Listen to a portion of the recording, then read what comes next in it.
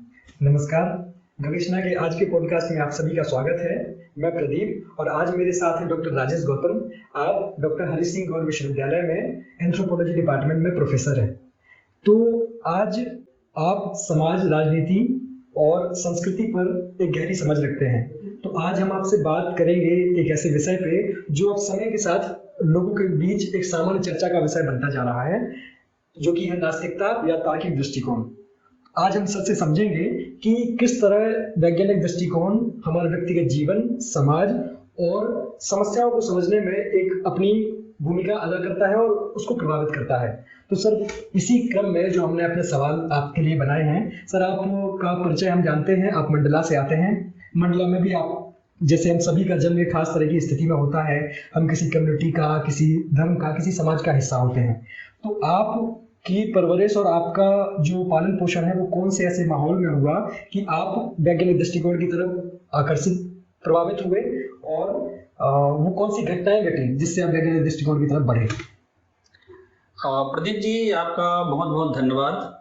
आपने मुझे अवसर आज प्रदान किया गवेषणा पोडकास्ट के माध्यम से कि मैं अपनी बात आप तक और आपके दर्शकों तक और श्रोताओं तक पहुंचा सकूं।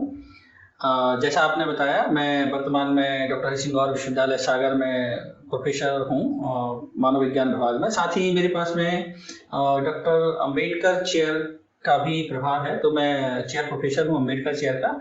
और मेरी जो जीवन की शुरुआत है वो होती है एक मंडला डिस्ट्रिक्ट के छोटे से गांव जिसका नाम है देवगांव। वहाँ मेरा जन्म हुआ और मेरी प्राइमरी और मिडिल स्कूल की एजुकेशन वहीं पे हुई, देवगांव में।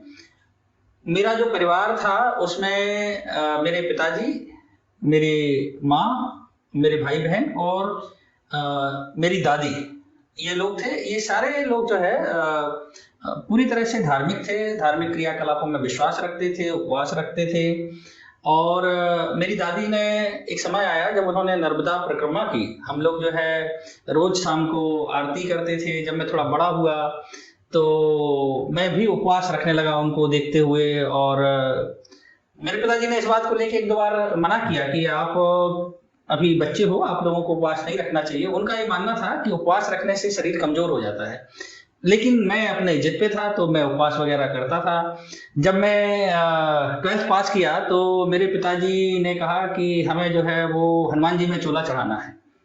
तो हमारा जो गांव है वो नर्मदा नदी के किनारे है। तो मेरे को ध्यान है उस समय उन्होंने अपने घर से करीब 1.5 किलोमीटर है जो नर्मदा और मुंडेर का संगम है, वहां पे एक हनुमान चबूतरा है। तो अपने घर से उन्होंने एक बड़ा बांस लिया, उसमें झंडा लगाया और 4-6 लोगों की टोली जो है वो चोला चढ़ाने के लिए निकले और झंडा मेरे को पकड़ाया गया। तो शुरुआत में मैं जो भी परिवार में धार्मिक क्रियाकलाप होते थे, चाहे सत्यनारायण की कथा हो या इस तरह के कुछ आयोजन हैं। इवन जब मैं छोटा था तो हम लोगों ने अपने घर में गणेश स्थापना भी करना शुरू किया और गणेश की हम स्थापना करते थे, गणेश पूजा करते थे। जो परिवर्तन आया मेरे समझ में और जो मैंने तार्किक और वैज्ञानिक दृष्टिकोण की तरफ जो अग्रसर हुआ वो आता है मेरे विज्ञान की शिक्षा से। जैसे ही मैंने विज्ञान पढ़ना शुरू किया और विज्ञान पढ़ने के क्रम में जब मैं कॉलेज आया, मतलब हाई स्कूल तक तो मेरे अंदर वो सारे बदलाव नहीं हुए थे, प्रक्रिया भी शुरू नहीं हुई थी। लेकिन जब मैं कॉलेज आया और कॉलेज में आने के बाद जब मैं थ्योरी ऑफ एवोल्यूशन को पढ़ा तो जो मेरे को जो बचपन से बताया गया था कि जो ब्रह्मांड है उसकी उत्पत्ति ब्रह्मा ने की है और जीवन जो है वो भगवान की देन है, ये सब जो धार्मिक जो जानकारियां थी या जो समय बताए गए थे बचपन में, विज्ञान की शिक्षा उसके इतर जा रही थी। और मेरे को ये पता चला थ्योरी ऑफ एवोल्यूशन को पढ़ने से कि ये जो सृष्टि का निर्माण है वो किसी देवी देवता के द्वारा नहीं किया गया, किसी सुपर नेचुरल एंटिटी के द्वारा नहीं किया गया, किसी अलौकिक शक्ति के द्वारा नहीं किया गया, बल्कि ये एक भौतिक और रासायनिक प्रक्रियाओं के परिणाम स्वरूप जो ब्रह्मांड है उसका निर्माण हुआ। ब्रह्मांड में पृथ्वी और सोलर सिस्टम का जो है वो निर्माण होता है, और पृथ्वी पे धीरे धीरे जीवन किस तरीके से विकसित हुई और किस तरीके से जीवन की विविधता जो है वो देखने को जो आज हमें मिलती है वो किस तरीके से अपना स्वरूप लिया।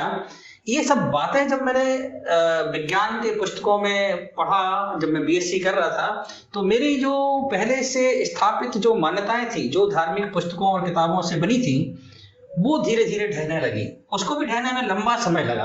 दरअसल क्या है, जब मैं छोटा था तो मैंने लगभग चौथी या पांचवी में रहा हूँगा, तो मैंने रामचरितमानस पूरा पढ़ लिया था, तुलसीदास की जो रामचरितमानस है। मेरे पिताजी जो है वो दुर्गा के भी उपासक थे, वो हनुमान के भी उपासक थे, वो कबीर पंथी भी थे, ठीक है ना। तो उनके लाइफ में कई तरह की कंट्राडिक्शंस थे, ठीक है ना। तो वो कंट्राडिक्शंस हम देखते थे। ऐसी मेरी जो माँ थी वो कम पढ़ी लिखी थी, लेकिन उनके अंदर भी वो कंट्राडिक्शन हमें देखने को मिलता था। वो सारे लोग धार्मिक थे, धार्मिक क्रियाकलापों में विश्वास रखते थे, लेकिन कभी कभी वो अपने जहन में, उनके जहन में बात आता था कि ये सब जो है वो ठीक नहीं है, या दुनिया ऐसे नहीं बनी है, या दुनिया, या जो हम धार्मिक जो पंडित है, पुजारी है, जो कह रहे हैं उसके इतर चीजें भी हैं। और वो जब विज्ञान पढ़ने लगा तो वो सब चीजें मेरे को और प्रभावित की कि जो हमें बचपन से सिखाया गया है, बताया गया है ब्रह्मांड के रचना के बारे में या जीवन की उत्पत्ति के बारे में, वो विज्ञान के पढ़ने से धराशायी हुआ। जब वो धराशायी हुआ तो जो मैं उपवास करता था या जो मैं जिन देवी देवताओं की पूजा करता था, उनसे धीरे धीरे मेरा विश्वास उठने लगा, और मैंने पाया कि ये सब काल्पनिक चरित्र हैं जो किसी ने गढ़े हैं, ये वास्तविक चरित्र नहीं है।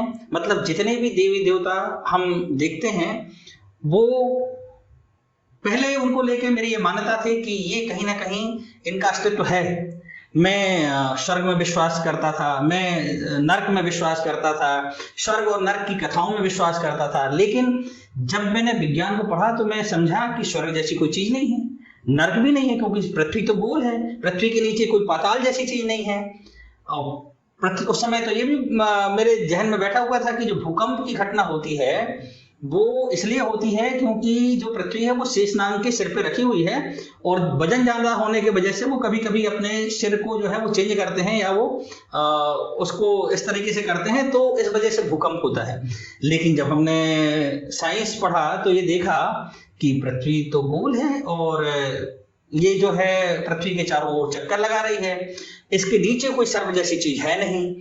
जब चंद्रयान या स्पेस क्राफ्ट गए तो उनकी खबरें आई कि पृथ्वी जो है इस तरह से नहीं है जैसा कि हमारे धार्मिक ग्रंथों में बताया गया है। तो धीरे धीरे धर्म से जो विश्वास है, आस्था है, और वो हटने लगा, और जो वैज्ञानिक चिंतन है उस पे विश्वास बढ़ने लगा, या हम कहें कि धीरे धीरे जो वास्तविकता है, जो यथार्थ है, वो सामने आने पे जो काल्पनिक रचना थी, जो चरित्र थे, वो धीरे धीरे ढहने लगे। और इस तरीके से मैंने बीएससी किया मंडला कॉलेज से, फिर मैं एमएससी करने के लिए सागर आया, और यहाँ से फिर मैंने एमएससी की, फिर दिल्ली यूनिवर्सिटी से मैंने पीएचडी की, और उसके बाद फिर पोस्ट डॉक करने के लिए अभी रिसेंटली मैं यूएस गया, ठीक है ना। अभी पिछले साल मैं कनाडा होके आया।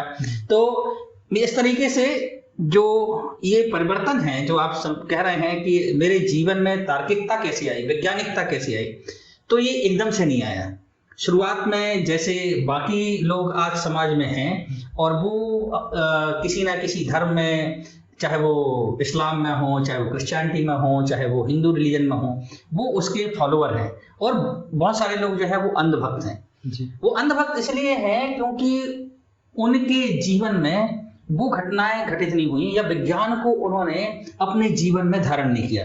उन्होंने विज्ञान को सिर्फ पढ़ा किताबों में और परीक्षा पास करने के लिए। मैंने विज्ञान को किताबों में नहीं पढ़ा, मैंने विज्ञान को अपने जीवन में उतारने की कोशिश की। वैज्ञानिक जो समझ है उसको अपने जीवन में उतारने की कोशिश की। और इसीलिए बहुत सारे मैं देखता हूँ कि जो मेरे साथ में जिन लोगों ने विज्ञान पढ़ी थी, आज वो डॉक्टर हैं, इंजीनियर हैं, प्रोफेसर हैं, उनके अंदर वो चेतना, वो तार्किकता नहीं आई है। जो मैं अपने क्रियाकलाप में महसूस करता हूँ। बहुत सारे साइंस के प्रोफेसर हैं यूनिवर्सिटी में, मैं देखता हूँ, मैं कभी जब बात होती है उनसे तो वो उन्हें जो अपने काल्पनिक जो या धार्मिक जो मान्यताएं हैं उससे इतने ज्यादा प्रभावित हैं कि वो अपने जो प्रोफेशन है, विज्ञान है, उसको एक तरफ रखते हैं और घर में जाते हैं तो फिर वो पूजा पाठ करने लगते हैं। तो ये जो, और मैं अपने आप को देखता हूं तो मैं उनसे थोड़ा अपने आप को भिन्न पाता हूं। वो इसलिए क्योंकि मैंने धीरे धीरे विज्ञान को समझा और विज्ञान को अपने जीवन में उतारा। विज्ञान मतलब जो तार्किकता है, रेशनलिटी है और जो साइंटिफिक आउटलुक है, उसके अकॉर्डिंग मैंने अपने रास्ते जो है वो तय किए। तो ये आपके पहले सवाल का मेरे हिसाब से पर्याप्त जवाब है। जी। आपका कोई अगला सवाल हो तो आप बताएं। हाँ बिल्कुल, आपकी बात से बहुत अच्छे से स्पष्ट हुआ सर कि जो कॉन्ट्रडिक्शंस समाज के हैं, आपने उन्हीं कॉन्ट्रडिक्शन को, उन विरोधाभासों को इतने बेहतर तरीके से समझा है। जैसे आपने बताया कि पिताजी एक समय में कबीरपंथी भी है और उसी समय वो आडंबर भी कर रहे हैं। तो उन आडंबरों और क्या कहें कि कबीरपंथी होने के बीच आपने उन दोनों विरोधाभासों को समझा और ऐसे इस यात्रा के तहत आप तार्किकता की तरफ एक नया आपने डायमेंशन खोजा और आप तार्किकता की तरफ आगे बढ़े। सर, इसी क्रम में मेरा अगला प्रश्न आपसे बनता है कि लोगों के बीच अक्सर ये धारणाएं होती हैं कि व्यक्ति जब नास्तिक होता है तो समाज से कट जाता है या संस्कृति से कट जाता है और साथ में संवेदनशीलता, नैतिकता जैसी चीजों से भी दूर हो जाता है। तो आप ऐसे लोगों के लिए जिनके मन में ऐसी धारणाएं हैं कैसे दूर करेंगे? ऐसा है प्रदीप जी, हमारे समाज में या जो वर्तमान हमारा जो परिवेश है जी, उसमें ऐसे लोगों की संख्या संभवतः ज्यादा है जो अंधविश्वासी हैं, किसी न किसी धार्मिक मान्यताओं को वो मानने वाले हैं। ऐसे लोगों की संख्या कम है जो अपना जीवन और अपने जो दैनिक क्रियाकलाप है वो साइंटिफिक वे में करते हों, या उनका जो दृष्टिकोण है जीवन के प्रति और दुनिया में घटित होने घटनाओं के प्रति उनका जो दृष्टिकोण है वैज्ञानिक दृष्टिकोण ना होना की वजह से हमारा जो समाज है वो कई मायनों में पिछड़ा हुआ है।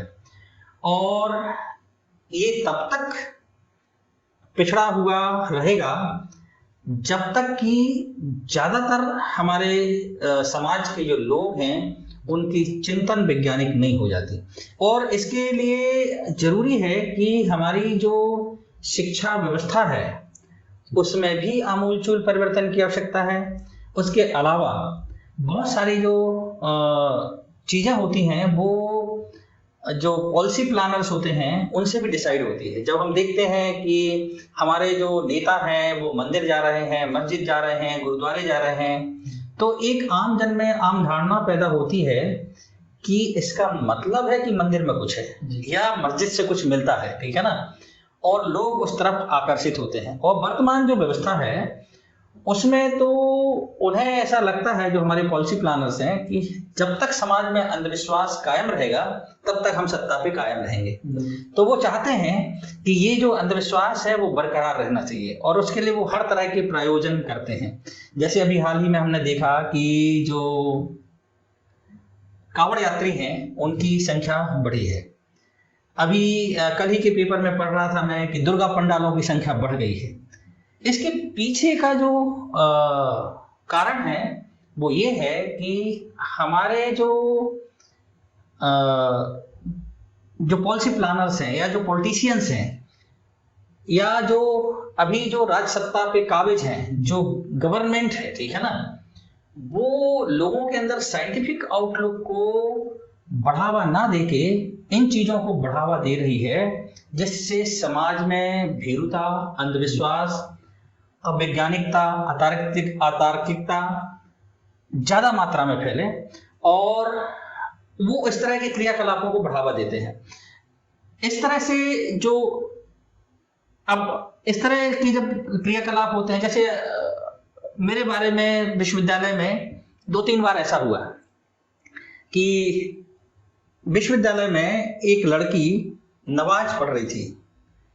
तो नवाज उसको ना पढ़ने देने के लिए विश्वविद्यालय प्रशासन ने एक आदेश जारी किया कि विश्वविद्यालय में किसी भी तरह के धार्मिक क्रियाकलाप नहीं होंगे। मैं चेयरमैन काउंसिल ऑफ वार्डन था। मेरे को कुछ छात्रों ने आके कहा कि सर हम ये गणेश प्रतिमा ले आए हैं और हमें स्थापित करना है। तो मैंने उनको हवाला दिया कि भाई ये जो विश्वविद्यालय प्रशासन है उसका आदेश है कि विश्वविद्यालय प्रांगण में प्रेमाइसेस में किसी भी तरह के धार्मिक क्रियाकलाप नहीं होंगे, तो मैं इसके लिए आपको अनुमति नहीं दे सकता। इस बात को लेके जो विश्व हिंदू परिषद है वो मैदान में आ गया। उन्होंने कहा कि आप कम्युनिस्ट हैं, आप वामपंथी विचारधारा के हैं, ठीक है ना, और हमेशा से विश्वविद्यालय में जो है वो गणेश की प्रतिमा रखी जाती थी और छात्रावास में रखी जाती रही है, और आप कैसे मना कर सकते हैं। और उसको लेके उन्होंने तमाम विश्वविद्यालय में अराजकता फैलाई, ठीक है ना। और विश्वविद्यालय प्रशासन हालांकि उनके आगे झुका नहीं। मैं इस बात के लिए अप्रिशिएट करूंगा उस समय के वाइस चांसलर को कि उन्होंने जो है उनके सामने बिल्कुल हथियार नहीं डाले। उन्होंने भी, और उसके पीछे जो मूल कारण था वो यही था कि विश्वविद्यालय प्रशासन ने ही इस तरह के आदेश जारी किए थे। और विश्वविद्यालय जो है मूलतः काय के लिए है, वो शिक्षा के लिए है। वहां पे शिक्षा से संबंधित कोई भी क्रियाकलाप है वो खूब होने चाहिए। लेकिन पिछले कुछ सालों से, या हम यूं कहें कि जब से वर्तमान शासन व्यवस्था है, वो शिक्षा के जितने भी केंद्र हैं, चाहे वो स्कूल हो, कॉलेज हो या विश्वविद्यालय हो, उन सभी को वो अपने अंधविश्वास की फैक्ट्री बनाना चाहते हैं जिससे उनकी सत्ता कायम रहे। तो ये जो आपका जो सवाल था कि जब कोई आपको कहता है कि आप तार्किक हैं, रैशनल हैं, नास्तिक हैं, और वो आपको किस नजरिए से देखते हैं, ठीक है ना, या इससे जो लोग हैं वो ये समझते हैं कि आप समाज से कटे हुए लोग हैं, ऐसा बिल्कुल नहीं है। हम समाज और देश के लिए उन लोगों से ज्यादा चिंता करने वाले लोग हैं जो समाज में अंधविश्वास फैला रहे हैं। हमारे देश की तरक्की क्या होगी? क्या आपने उस समय के यूरोप के बारे में सोचा जब गैलीलियो को बंधक बना लिया गया था, ब्रूनो को जला दिया गया था? उस समय वहां पे जो आज भारत में स्थिति थी वही स्थिति थी कि वहां पे कोई विज्ञान की बात करता था, कोई तार्किकता की बात करता था तो उनको बात करने नहीं दिया जाता था। चर्च इतना हावी था। सेम जो मतलब आज से जो 300 साल पहले यूरोप में हो रहा था, भारत में अब हो रहा है। तो हम तो उस लाइन में जा रहे हैं जहां पे देश और समाज को आगे ले जाया जा सकता है।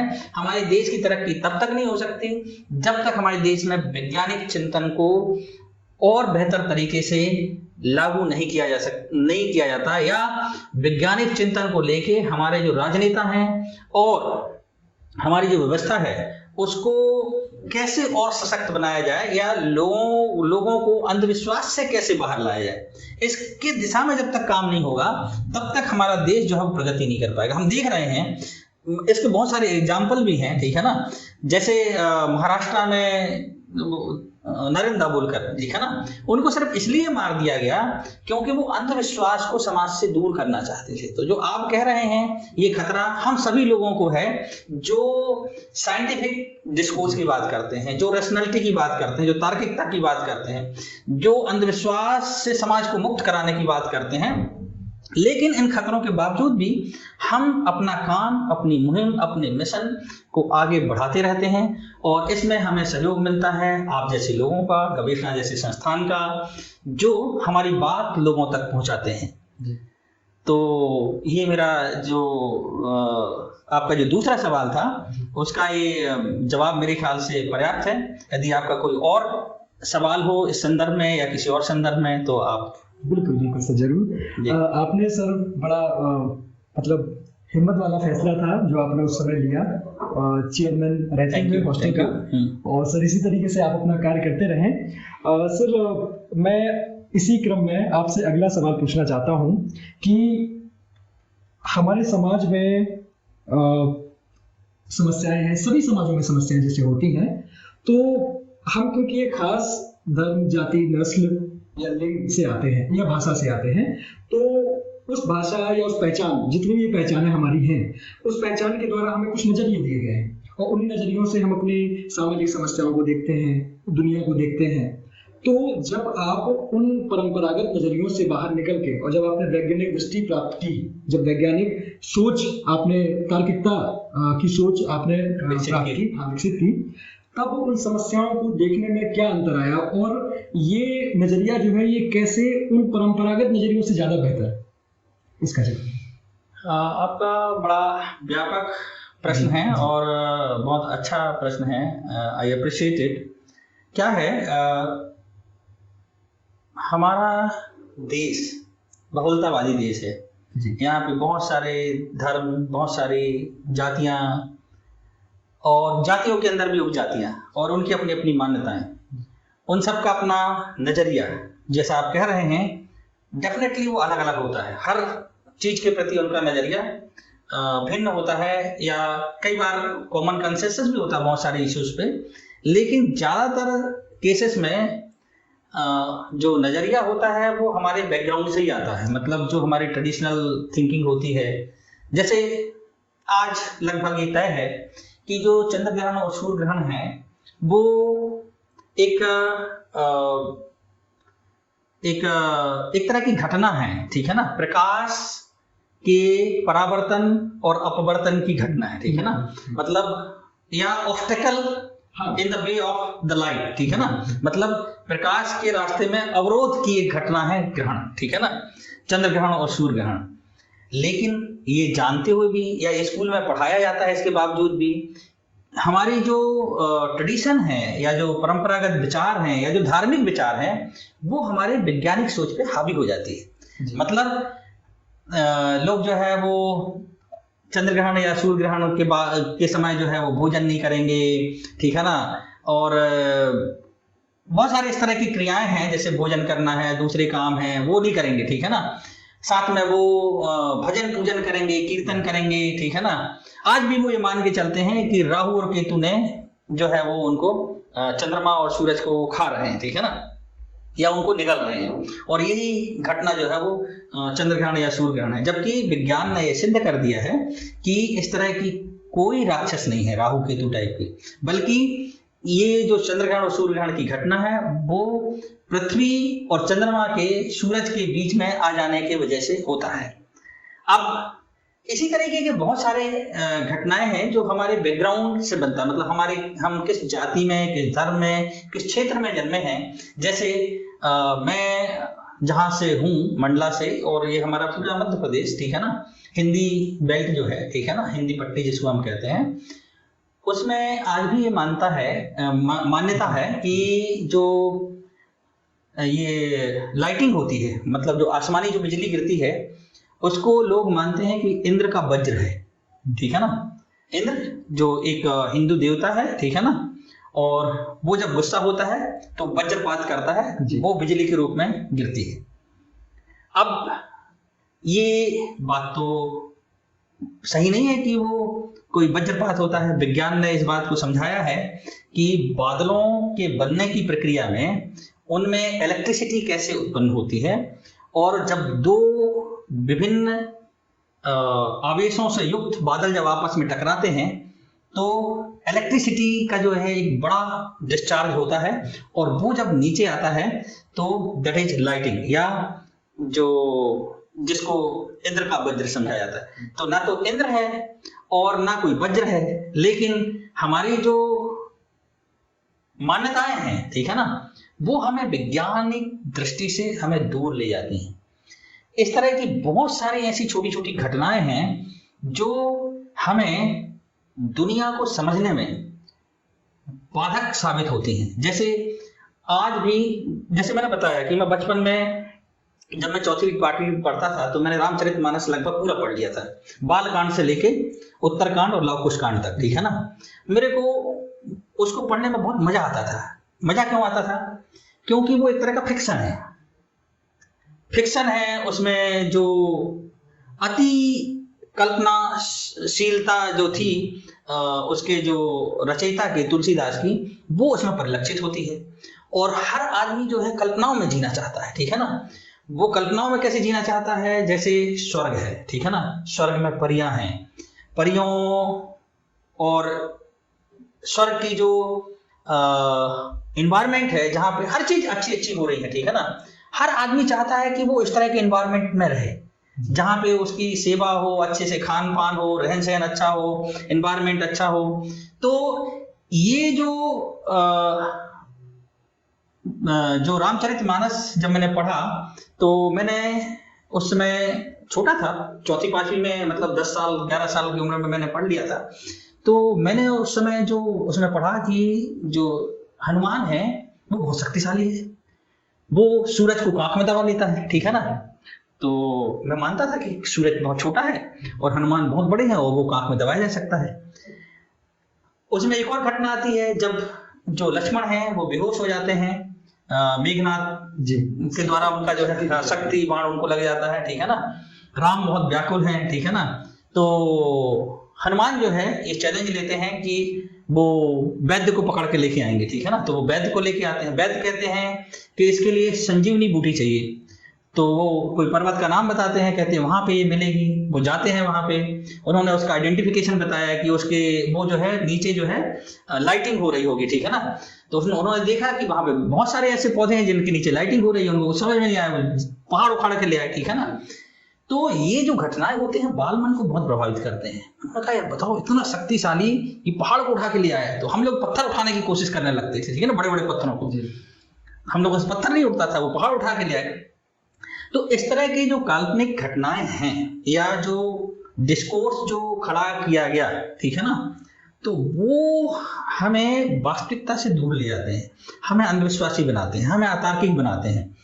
हम ये जानते हुए भी आज, ठीक है ना, हनुमान की पूजा करते हैं बहुत सारे लोग। वो मानते हैं कि हनुमान एक ऐसा कोई कैरेक्टर है, ठीक है ना, जो एग्जिस्ट करता था, जिसने ये सब काम किए हैं, ठीक है ना। वो इस बात को नहीं समझ पाते कि साहित्य और इतिहास दो अलग अलग चीजें हैं।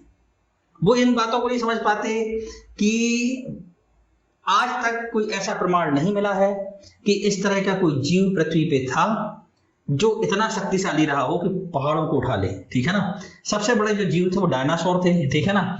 और डायनासोर जो है जुरासिक जो काल है, जोलॉजिकल टाइम स्केल में, ठीक है ना, आज से करोड़ों साल पहले वो विलुप्त हो चुके, ठीक है ना। उनसे बड़े जीव उसके बाद पृथ्वी पे वो कोई है नहीं। अभी जो सबसे बड़े जीव हैं वो व्हेल फिश हैं और एलिफेंट हैं। एक्वाटिक में व्हेल फिश और धरती पे जो है हाथी, ठीक है ना। लेकिन इन सब के अंदर भी ये क्षमताएं नहीं हैं, ना हो सकती हैं, ठीक है ना, जैसा कि हनुमान का वर्णन किया गया है।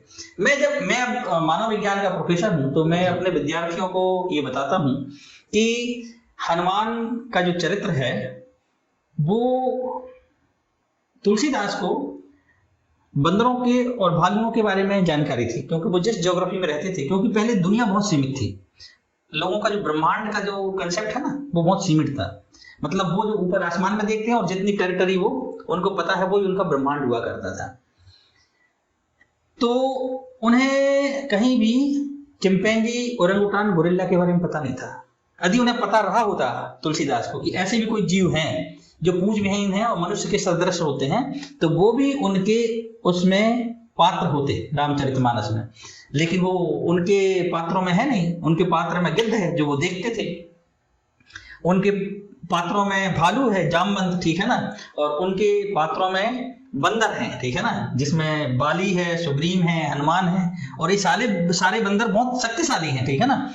तो कुल मिला के कहने का मतलब ये है कि जो भी हमारा बैकग्राउंड होता है, हम जिस बैकग्राउंड से आते हैं, जिस कास्ट, रिलीजन और जिस टेरिटरी से हम आते हैं, जिस तरह की ज्योग्राफी से हम लोग आते हैं, उसका प्रभाव हमारी सोच और समझ पे पड़ता है।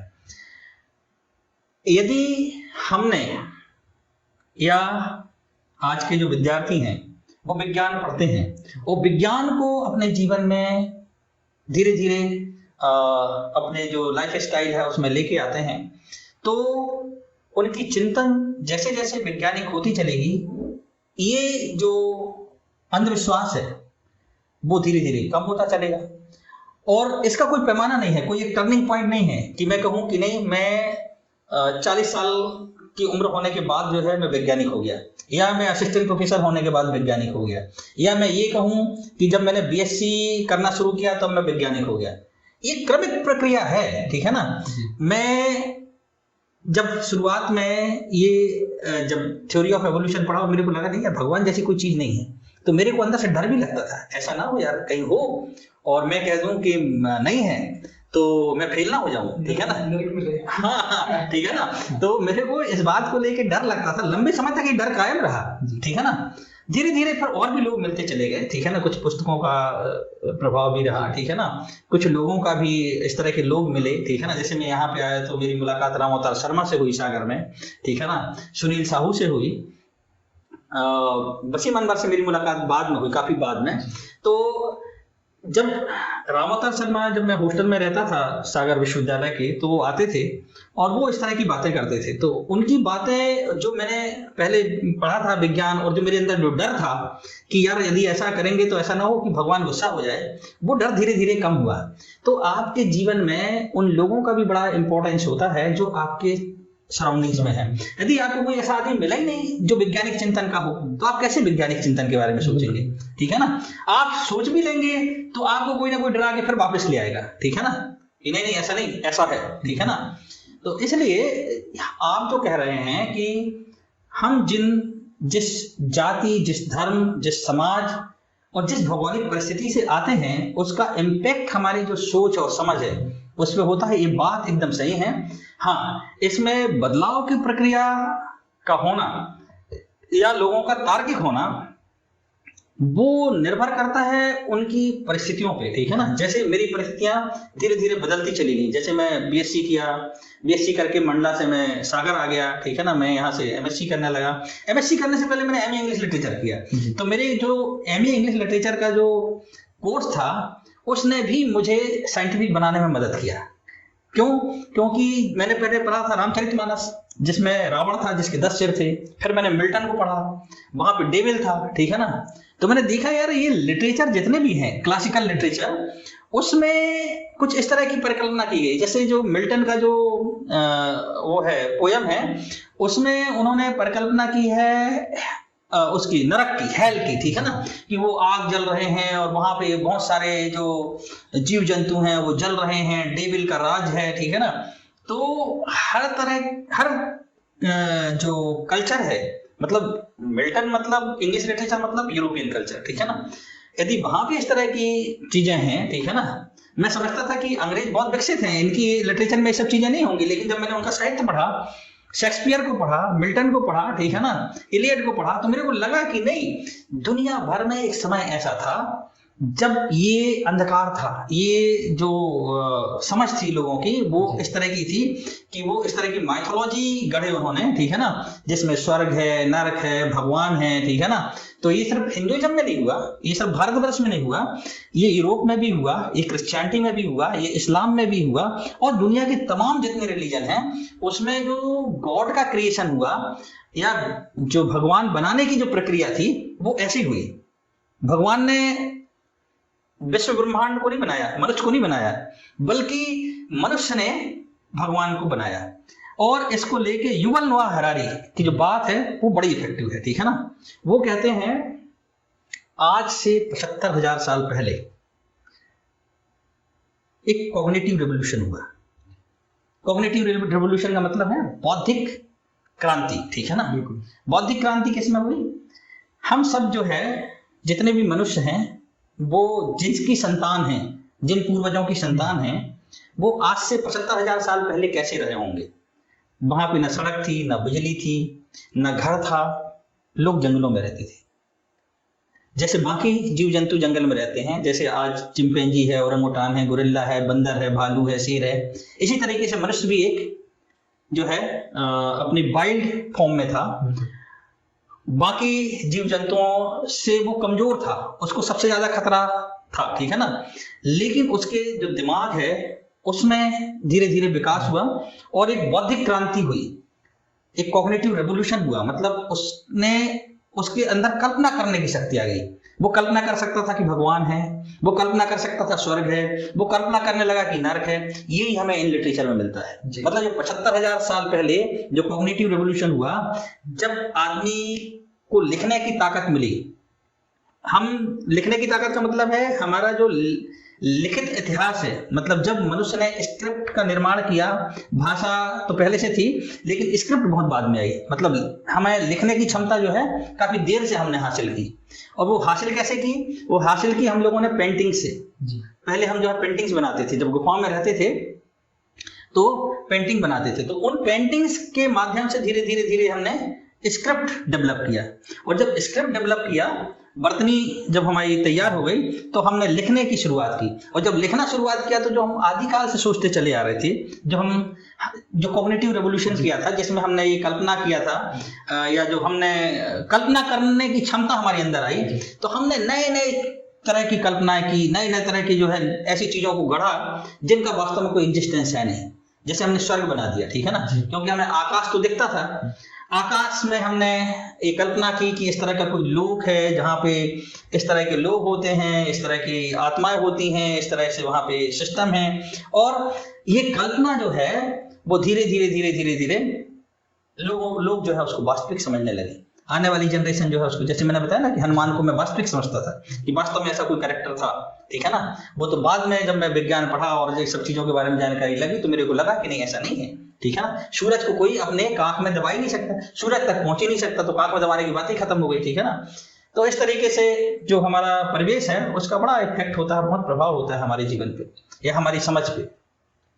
बहुत विस्तार से सर आपने इस बात का जवाब दिया कि किस तरीके से जो हमारी मान्यताएं हैं, जो संस्कृति है, जो भी हम प्रचलित जो भी परंपराएं हैं, तो उन सभी को वैज्ञानिक दृष्टिकोण से किस तरीके से आसानी से समझा जा सकता है। और उसके पीछे जो हमने एक लिटरेचर गढ़ते हुए बहुत कुछ मिथक बनाए हैं, उन मिथकों का भी निराकरण होता है। सर एक और आयाम है इसी संवाद का, वो ये कि जो हमारी तर्कवादी सोच है, दृष्टिकोण है, ये किस तरह हमें लोकतंत्र और समानता स्थापित करने के लिए एक बेहतर नागरिक बनाता है। हमें इसका जवाब जरूर। बहुत अच्छा सवाल है आपका, बहुत अच्छा सवाल है।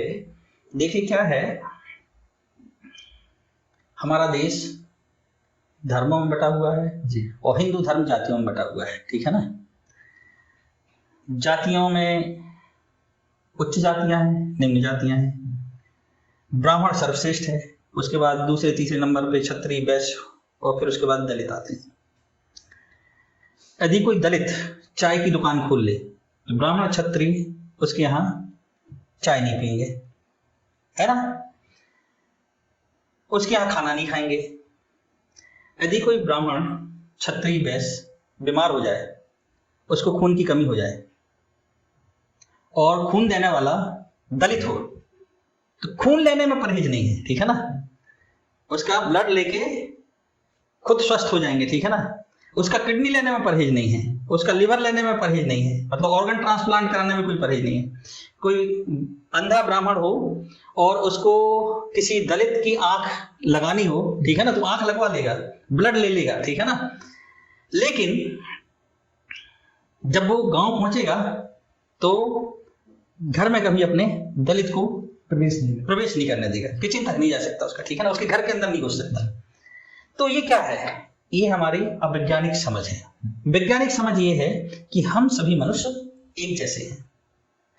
जो जाति है वो हमारे दिमाग की उपज है, हमारे सामाजिक जो कुरीतियां हैं उसकी उपज है। जैसे एक कुरीति थी, एक सामाजिक विडंबना थी, सती प्रथा, ठीक है ना। सती प्रथा मतलब एक जीवित स्त्री को जबरन जला देने की प्रथा, ठीक है ना। उसके पति के मृत्यु के पश्चात उसको आग में जलाने की प्रथा, ठीक है ना। इसके लिए नियम बने, इसके अगेंस्ट में आंदोलन हुए, सामाजिक आंदोलन हुए और सती प्रथा का अंत हुआ। तो जैसे जैसे समाज में वैज्ञानिक चिंतन बढ़ेगी, तार्किकता बढ़ेगी, ठीक है ना, हमारा समाज बेहतर होगा। जो आज हम देखते हैं कई तरह की जो सामाजिक विषमताएं हैं हमारे देश में, हमारे समाज में, गरीबी क्यों है हमारे समाज में? हमारे समाज में गरीबी का सबसे बड़ा कारण मैं मानता हूं धर्म है। गरीबी का सबसे बड़ा कारण जो है संस्कृति है। अब आप पूछिए कैसे, तो मैं जवाब दूंगा कि चाहे भले आपके घर में खाने के लिए ना हो, ठीक है ना, लेकिन कोई तीज त्योहार आ गया तो आप उधार लेके और उसको सेलिब्रेट करेंगे, ठीक है। हमारे देश में ये अवैज्ञानिक समझ है कि हम अरबों रुपए के पटाखे दीपावली में जला देते हैं। सिर्फ पैसे खराब नहीं हुए, अरबों रुपए जो है पटाखों के नाम पे खर्च नहीं हुए, ठीक है ना। इसके फेवर में बहुत सारे लोग बहुत सारे कुतर्क देंगे कि इतने सारे लोगों को रोजगार मिला, पटाखे की फैक्ट्री चली, ठीक है ना। जितना बारूद हमने जला दिया वो बारूद हमारे सेना को मिलता और उससे यदि वो असलहे बनाते और वक्त आने पे उसको शत्रुओं के अगेंस्ट इस्तेमाल करते तो वो उसका सही उपयोग होता। ये पूरी तरह से दुरुपयोग है, ठीक है ना। ये हमारी अतार्किक अवैज्ञानिक समझ का परिणाम है कि हम दीपावली पे पटाखे चलाते हैं, ठीक है ना।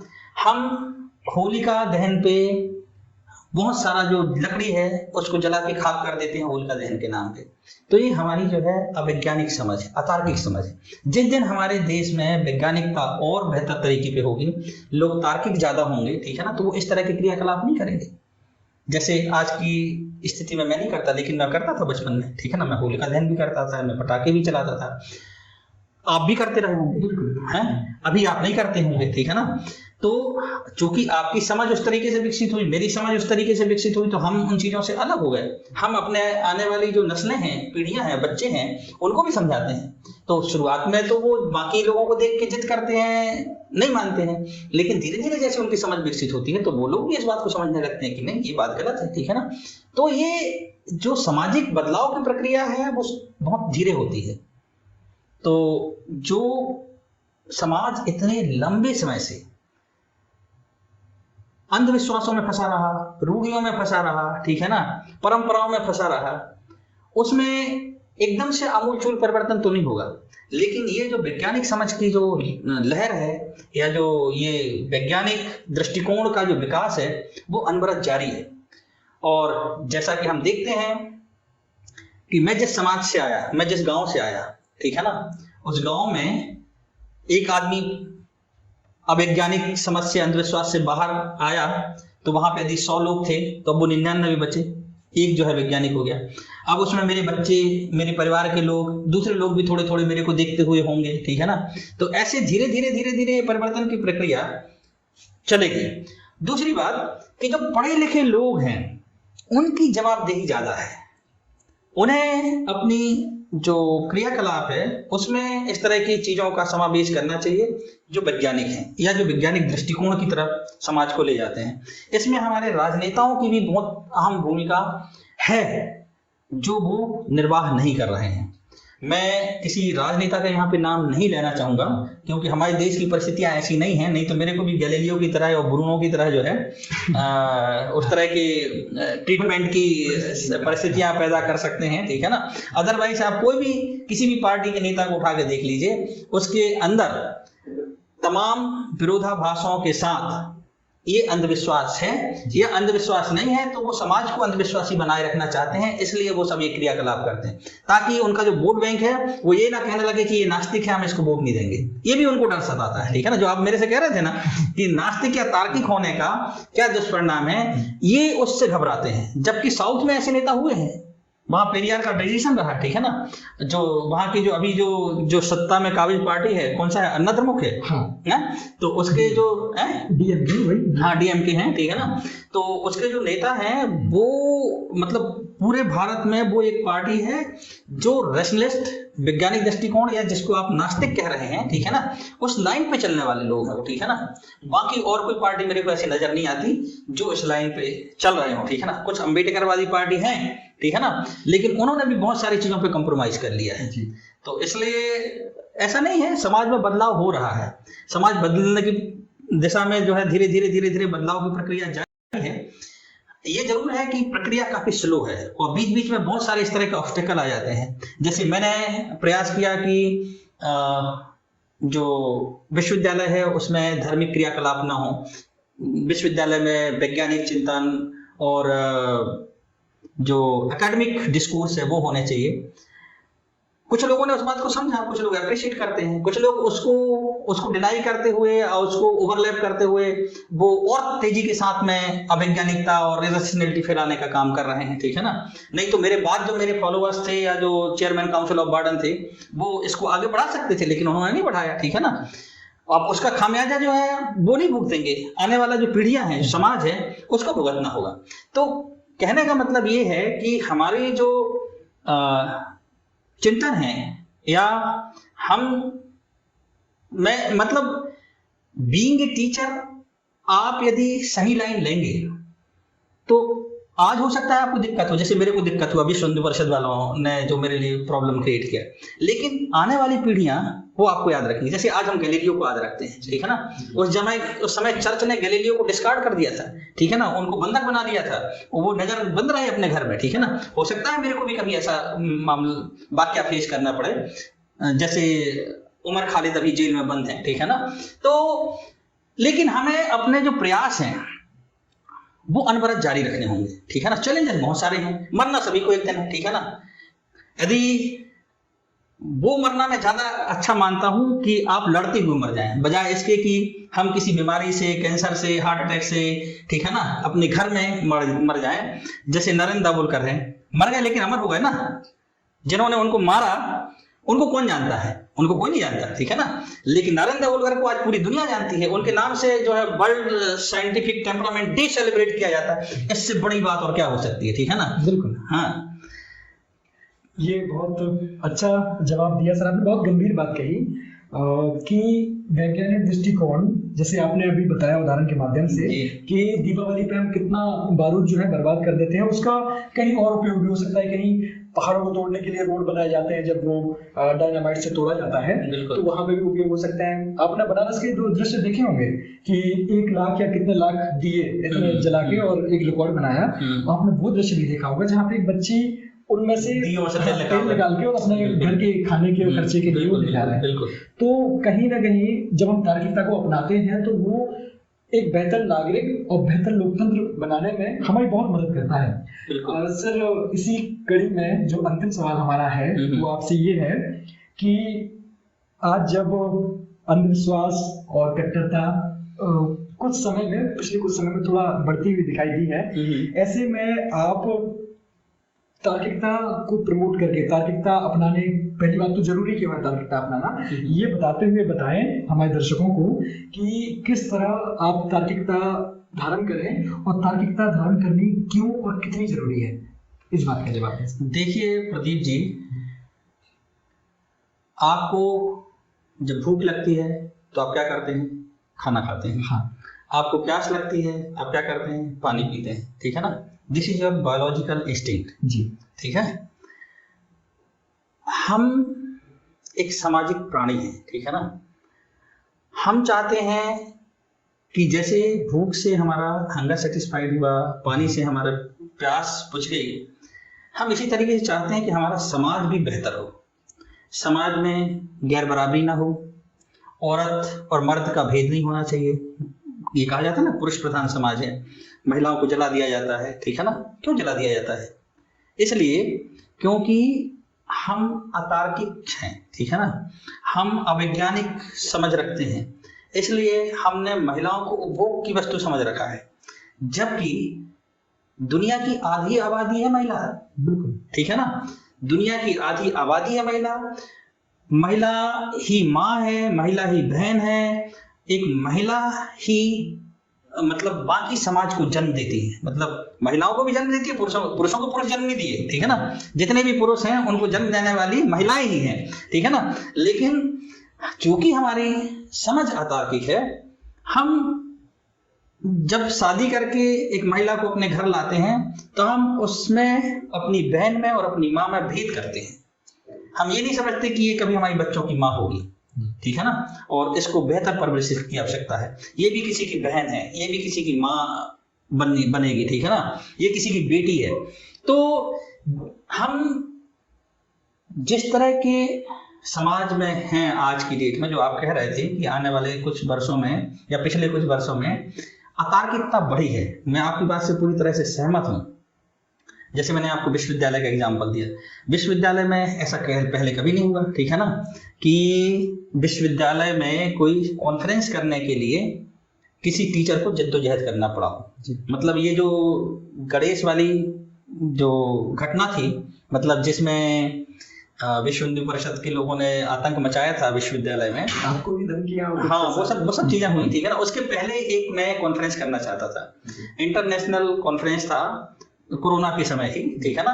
वो कॉन्फ्रेंस का पे था साइंटिफिक डिस्कोर्स पे, ठीक है ना, इंटरनेशनल कॉन्फ्रेंस था। तो एक जो छात्र संगठन है उन्होंने उसको लेके विश्वविद्यालय प्रशासन को धमकाया, पुलिस से उन लोगों ने बात की और पुलिस प्रशासन ने कहा कि आप ये कॉन्फ्रेंस नहीं कर सकते, कॉन्फ्रेंस नहीं होने दिया गया था।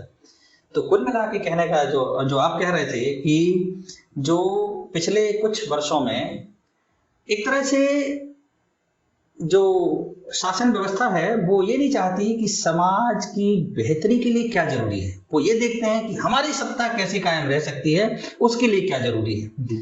तो उन्होंने गौ सेवक पैदा किए, ठीक है ना, उन्होंने कावड़ यात्री पैदा किए, ठीक है ना, उन्होंने जो मंदिरों में पुजारी हैं उनके लिए वेतन की व्यवस्था की, ठीक है, उन्होंने धर्मांधता कैसे फैल सकती है उसके लिए सारे प्रयास किए। उन्होंने इस बात के लिए प्रयास नहीं किए कि वैज्ञानिकता समाज में कैसे फैलेगी, लोग वैज्ञानिक चिंतन की तरफ कैसे जाएंगे, ठीक है ना। जब तक हमारा देश, हमारा समाज, हमारा देश तब तक विकसित नहीं हो सकता जब तक हर व्यक्ति विकसित ना हो।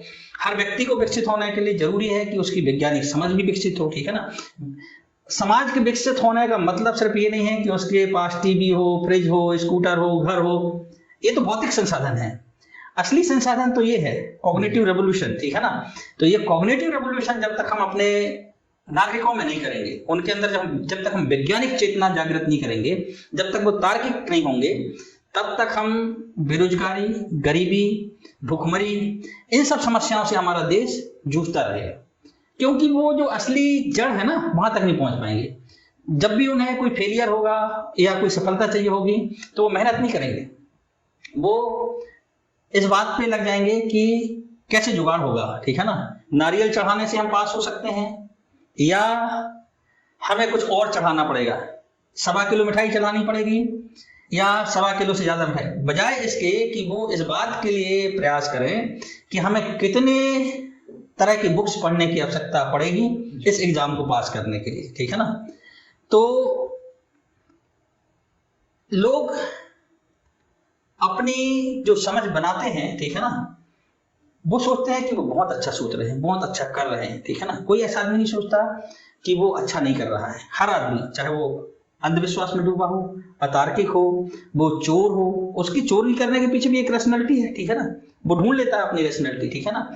तो इसी तरीके से जो हमारे राजनेता हैं वो भी अपने जो क्रियाकलाप है, जो भी अतार्किक अवैज्ञानिक क्रियाकलाप करते हैं, समाज में जो बढ़ावा दे रहे हैं, उनका अपना तर्क है। लेकिन समाज की जो तरक्की है जी, देश की तरक्की तभी होगी जब समाज की तरक्की होगी। समाज की तरक्की तभी होगी जब समाज की हर व्यक्ति की समझ बेहतर हो। सिर्फ उसके पास संसाधन नहीं बल्कि बौद्धिक संपदा, जो उसकी रैशनैलिटी है, जो तार्किकता है, वो जब विकसित होगी और उसकी वैज्ञानिक समझ विकसित होगी तभी समाज विकसित होगा। अदरवाइज समाज में इस तरह की घटनाएं होती रहेंगी कि किसी को चुड़ैल समझकर, किसी को डायन समझकर जला दिया जाए। अभी आपने हाल ही में सुना होगा कि बिहार में और वहां पे झारखंड में इस तरह की घटना हुई कि जिसमें एक बुजुर्ग महिला को उसके परिवार के साथ जला दिया गया, ये समझ के कि वो डायन थी। अब यदि वैज्ञानिक समझ होती तो ये दुर्घटना नहीं होती। वहां पे कोई ना कोई आदमी निकल के सामने आता, कहता कि नहीं, डायन नहीं होता है, लोगों को कन्विंस करता, समझाता और घटना होने से बच जाती। आज बिहार में या झारखंड में इस तरह की घटना हुई है, कल इन राजनेताओं के घर में भी इस तरह की घटना होगी। क्योंकि जब समाज अतार्किक होता है, अवैज्ञानिक होता है, तो फिर वो ब्लाइंडली एक्ट करता है, ठीक है ना। उसके काम में कोई रैशनैलिटी नहीं होती और ब्लाइंडली एक्ट करता है। फिर वो इस तरह का जन आंदोलन हो जाता है कि फिर वो उसमें कोई भी, मतलब कहते ना कि जब पड़ोस में आग लगी हो तो हमें चैन से अपने घर में नहीं बैठना चाहिए, ठीक है ना। राजेश गौरी का शेर है सर। हाँ। वो कहते हैं कि लगेगी आग तो आएंगे कई घर जद में है, बिल्कुल। तो सिर्फ हमारा मकान थोड़ी है। हाँ, बिल्कुल। तो ये जो राजनेता सोच रहे हैं कि हम समाज में अवैज्ञानिकता जो प्रसार कर रहे हैं उससे हमारे घर सेफ रहेंगे, ये गलत फहमी है उनकी घर भी जद में आएंगे। राज इंदौरी की शेर जो है वो एकदम सही साबित होगा। और देखिए बहुत जल्द ये होगा यदि इन्होंने अपने डिस्कोर्स चेंज नहीं किए, ठीक है ना। अभी भी उनके डिस्कोर्स चेंज नहीं हुए हैं, चाहे वो मंदिर बनाने का हो, चाहे वो किसी मस्जिद को तोड़ने का हो, चाहे किसी और तरह के इस तरह के आयाम कर रहे हो। जिस तरीके से वो अंधविश्वास को, अतार्किकता को समाज में बढ़ावा दे रहे हैं, बजाय उसके यदि वो इस दिशा में अपने प्रजा को, जनता को, नागरिक को नहीं ले जाते कि नहीं मंदिर जरूरी नहीं है, आप पढ़ाई करिए, कावड़ यात्रा जरूरी नहीं है, आपको स्कूल जाना चाहिए। अब देखिए ना, वो एक जो शिक्षक थे जिन्होंने कहा कि कावड़ लेने मत जाना, तुम ज्ञान के दीप जलाना, उसको लेके ट्रोल करने लगे, उसके अगेंस्ट FIR हो गई, ठीक है ना। जबकि वो बात सही कह रहा है, ठीक है ना। तो ये जो आप बात कह रहे थे कि आज की जो शासन व्यवस्था है वो जो है अवैज्ञानिकता को बढ़ाना चाहता है, वो अतार्किकता को बढ़ाना चाहता है, बजाय इसके उन्हें तार्किकता को और वैज्ञानिक समझ की तरफ समाज को नहीं ले जाएंगे तो एक दिन उनके घर भी आग लगेगी।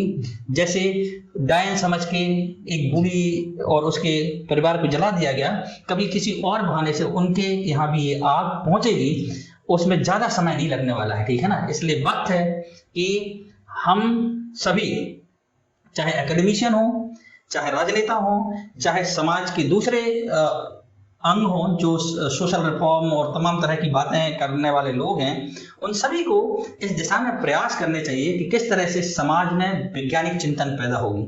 जिस तरीके से गवेषणा काम कर रही है, ठीक है ना, और समाज में वैज्ञानिक चिंतन को पहुंचाने के लिए अपने छोटे से प्रयास से एक बहुत बड़ा काम कर रही है। I appreciate you and that Gaveshana as institution, कि चाहे वो लाइब्रेरी के माध्यम से हो, चाहे वो तमाम तरह की डिस्कोर्स खड़े करके, चाहे वो अंगदान के माध्यम से हो, जो वैज्ञानिक चिंतन और समाज में वैज्ञानिक चेतना लाने का काम कर रहे हैं, ये बहुत जरूरी काम है।